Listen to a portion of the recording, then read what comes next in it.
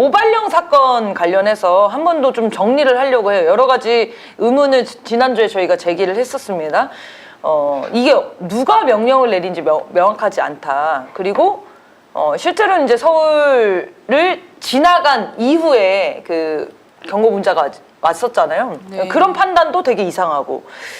그리고 만약에 이 기획 조작된 사건이라면 정부의 지지율을 높이기 위해서 그럼 윤석열과 오세훈이 적절한 타이밍에 등장해서 영웅처럼 비춰줬어야 되는데 그런 것들이 진행이 되지 않은 걸로 봤을 때 서울시도 대통령실도 모르는 어떤 새로운 체계에서 진행된 거 아니냐라는 의심을 저희가 지난주에 했었는데요.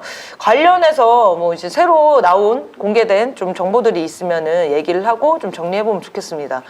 두 분은 또 찾아보시면서 찾은 내용이나 정리할 내용들이 있으면 해주십시오.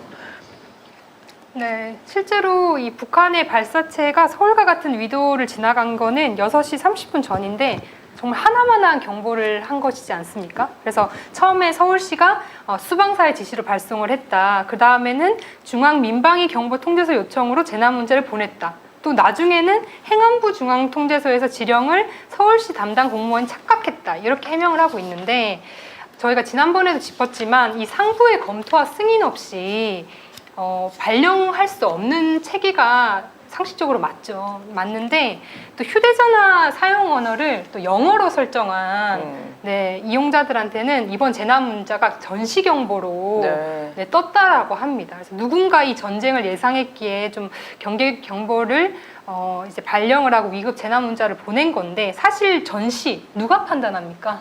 미국이 하죠. 그렇죠. 우리나라에서 이 전시 작전권이 한국군에게 없기 때문에 이 판단 자체가 결국에는 국군도 아니고 정부도 아니다. 네, 바로 미국이고 좀 더 구체적으로 말씀드리자면 또 인도 태평양 사령부일 거라고 생각이 드는데 자, 그럼 여기서 이제 문제죠, 사실. 그러면 이 북한의 정찰위성 발사라고 하는 미국의 입장에서 흔치 않은 이 기회를 가지고 정말 게임 시뮬레이션 같은 걸 돌린 건가?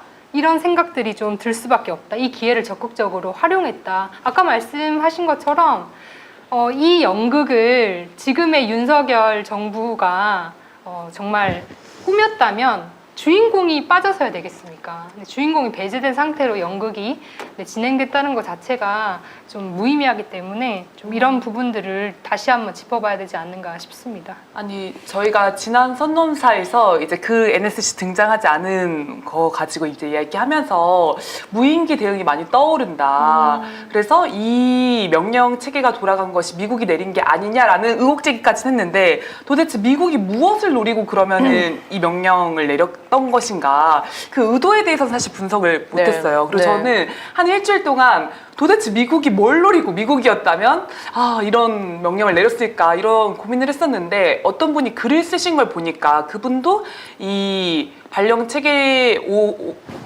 이 발령을 내린 것이 이름이 어렵네요. 오발령? 네, 오발령의 주체가 미국이라고 보았는데 두 가지를 좀 이야기를 하더라고요. 첫 번째는 반북 의식을 고취하려고 했던 시도가 아니냐. 그래서 지금 미국이 동북아 패권을 지키는 데서 한미일 협력이나 이 한미 협력을 강화하는 게 매우 중요한 문제로 나서고 있는데 이런 오발령 사건 같은 걸 통해서 국민들 사이에서의 어떤 대북 적대 의식이 올라가면 이 안보 동맹에 대한 필요성이 커지지 않습니까?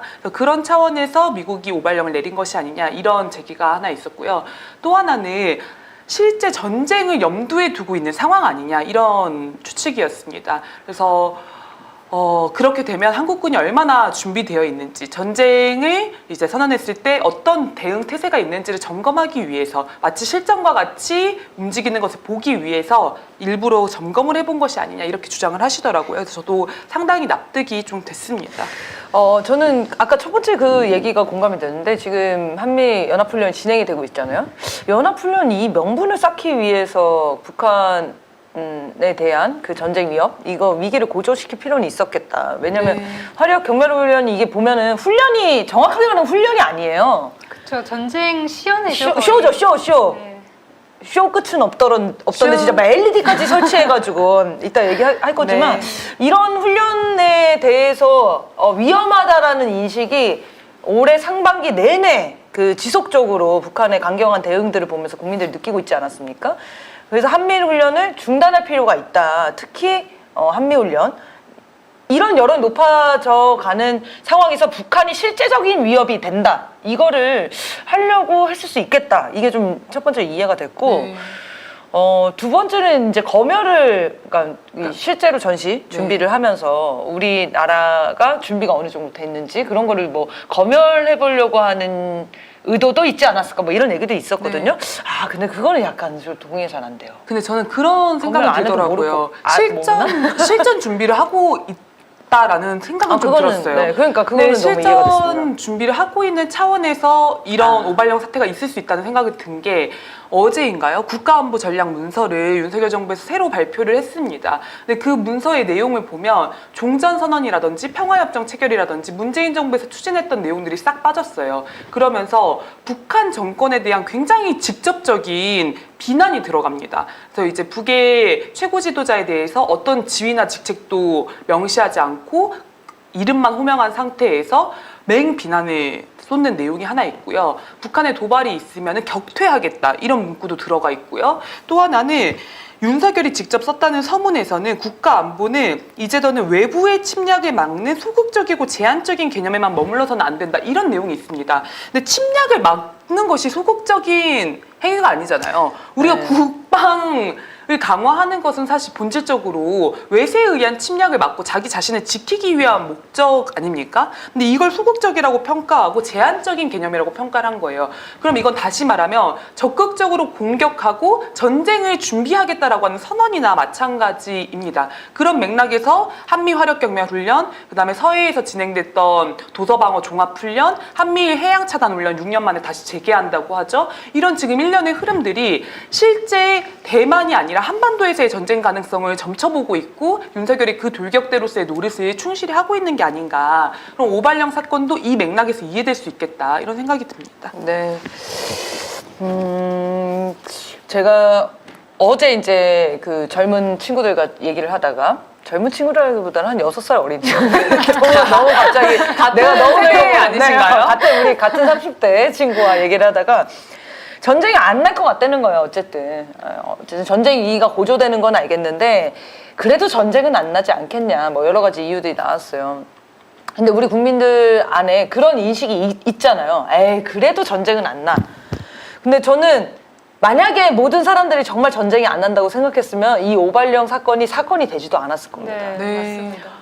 우리가 무의식 중에 정말 무서워하고 있는 거예요. 전쟁 날까봐. 근데 그걸 말로 하면 공포가 커지잖아요. 아니 말로 하면 현실적이지가 않으니까 미친놈이라고 얘기하겠지. 그 회사 가서 야 내일 전쟁 나는 거 아니야? 나 너무 무서워 잠이 안 와. 막 이러면 미친놈 취급 받을 거 아니에요. 근데 다들 말은 안 하지만 마음속에 얼마나 불안했으면 전쟁 난 거 아니냐.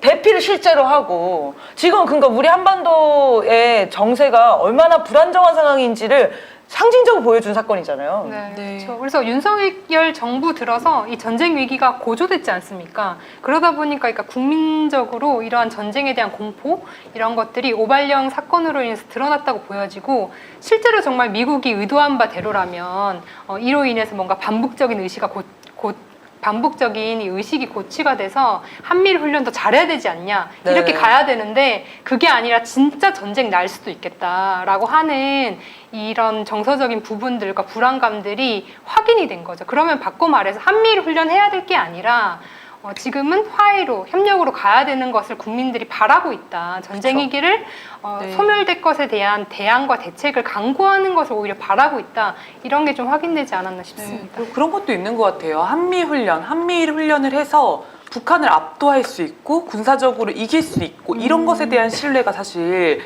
국민들 사이에 더는 존재하지 않는다. 그런 생각이 듭니다. 북한, 중국, 러시아를 상대로 한미일이 멋지게 이길 거야. 이렇게 확신하는 국민들은 물론 그렇지 않다라고 공개적으로 말하지 않을지라도 어떤 기류가 지금 달라졌구나 이런 걸 굉장히 민감하게 느끼시는 것 같아요. 네네. 그래서 왜 굳이 그렇게 적대적이고 대결적으로 가야 하는가, 손쉬운 평화와 통일의 길로 나아가자라고 하는 목소리가 더 힘을 얻을 것 같고 천안함 때와 마찬가지로 윤석열 전쟁, 네. 퇴진하면 평화 이런 네. 목소리가 커지지 않을까 싶습니다. 네, 결국에는 또 그걸로 귀결이 되네요. 그러니까 이번 전쟁, 이번 평화. 전쟁 세력이 없어지지 않는 이상은 계속 이 구호가 유효한 거죠. 네. 네. 그리고 이 적폐 세력들은 늘 이 전쟁 위기를 이용해 먹기 때문에 완전히 청산해야 지금 이게 끝나는 것 같습니다.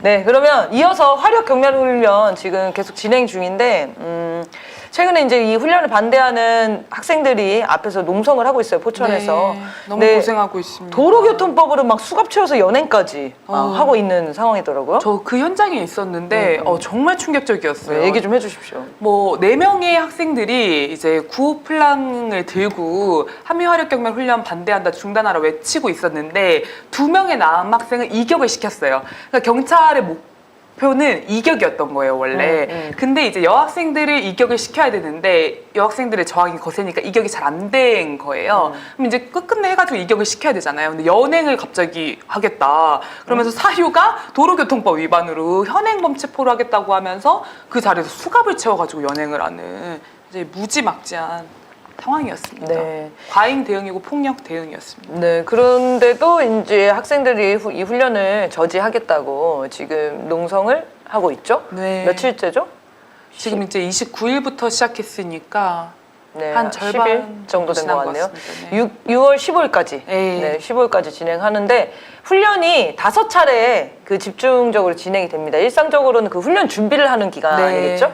이 5차례를 1,500명 참관단을 모집을 해가지고 국민들이 들어가서 보는 거예요. 근데 보니까 일반 시민도 가긴 하는 것 같은데 무슨 국방 관련 블로거라든지 무슨 인플루언서 뭐 이런 사람들이 막 가는 걸로 돼 있던데. 아니 제가 그 2번에 갔거든요. 2번째 훈련이랑 3번째 훈련하는 날 포천을 갔는데 참관단 버스가 막 계속 들어와요. 근데 버스가 한 번에 다 차 들어오지 않고 막 비어 있어요. 드문드문 안 비어 왔구나. 있고. 근데 이제 어린아이나 젊은 여성들이나 노인분들이나 좀 있습니다. 네네네. 근데 많진 않아요. 나머지는 계속 육군 그래, 군인들이 주된 사진이 있더라고요. 인원이네요. 그런 것 같아요. 연구소 뭐 이런 사람들이 들어가고 그래서 나중에 공개된 사진을 보니까 민간인이 별로 없어요. 네. 다 육군 장병들이 대다수예요. 네. 그래서 좀 기가 찼다. 그래서 제가 생각했습니다. 참관기 이게 이제 언론사들이 보도한 거예요. 기자가 가서 참관을 하고 쓴 건데 뭐 이런 얘기가 써 있어요. 드디어 훈련이 시작되었다. 심장을 터트릴 듯 굉음이 울리고 탱크에서는 무서운 화력이 뿜어져 나왔다.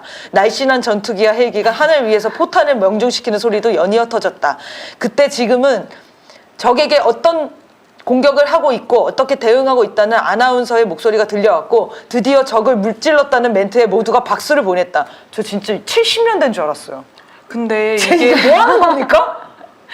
이게 일반인들이 보기에는 저는 굉장히 어쨌건 무력이나 위력을 과시하는 내용의 훈련으로 채워져 있는 것이고 그런 것들 보여주는 거 아닙니까? 네. 그렇기 때문에 저는 그런 정말 장관이다, 멋지다, 역시 우리 국군 강하다 이런 생각을 느끼게 만드는 당연히 게 목표인 것 느끼겠죠. 같아요. 네. 그래서 사실 참관 후기 그렇게 쓰신 분의 마음이 뭐 일면 아니, 이해는 그러니까 갑니다. 전 느끼겠는데 이게 지금 뭐라고 해야 되지? 그 왜 70년대 같다고 느꼈냐면 무찌르자 공산당 시절 같은 거예요. 네.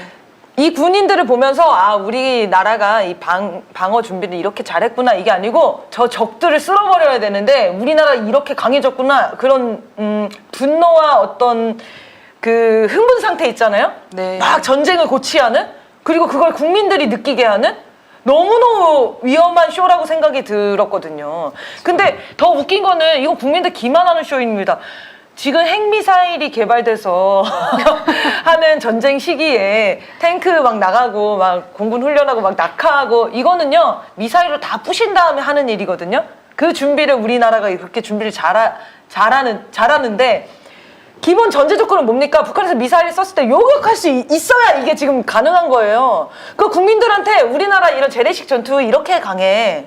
자랑을 하는데 국민들한테는 실제로 전쟁이 일어나서는 미사일 몇 방이면 다 끝날 판인데 지금 핵전쟁 시대에. 그래서 저는 국민분들이 이걸 보고 와 우리 진짜 북한이랑 전쟁 한번 해봐야겠다.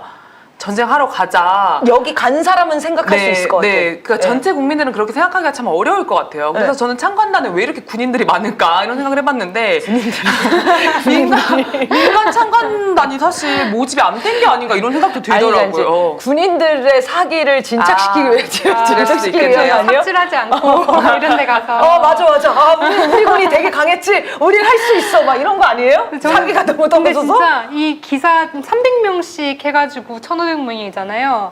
직관한다 이런 표현을 쓰더라고요. 네. 그래서 전쟁 시연회를 직관할 국민들을 모집한다 이런 걸 지금 정부가 하고 있는 거 아닙니까? 네. 되게 정말 부도덕한 너무 것 충격적인 같아요. 것 같아요. 예전에 이스라엘이 다른 나라 폭격할 때 팔레스타인 폭격하고 이랬을 때 이스라엘인들이 자기 발코니에서 미사일 날아가는 거 보면서 호호 치얼스 막 이런 거 하는 영상 공개돼가지고 너무 부도덕하고 너무 이런 소름 돋았어요, 인식이 방금. 떨어진다 뭐 이렇게 여론 있지 않았습니까? 네, 비판받지 호전 세력이라는 게 않았습니까? 있는 것 봐요. 네, 진짜로. 근데 그런 호전 세력을 한국 내에 양성하고자 하는 게 목표이지 않을까 네네. 싶습니다. 근데 어제 있었던 6월 7일 훈련에 이종석 국방부 장관이 폴란드 국방부 장관 겸 부총리랑 참관을 함께 했어요. 저는 이 대목이 굉장히 눈여겨봐지더라고요. 그래서 폴란드 이 국방부 장관이 미사일이랑 포사격이 있을 때마다 브라보를 연발했다는 거예요. 아주 좋다, 최고다, 브라보 막 이렇게.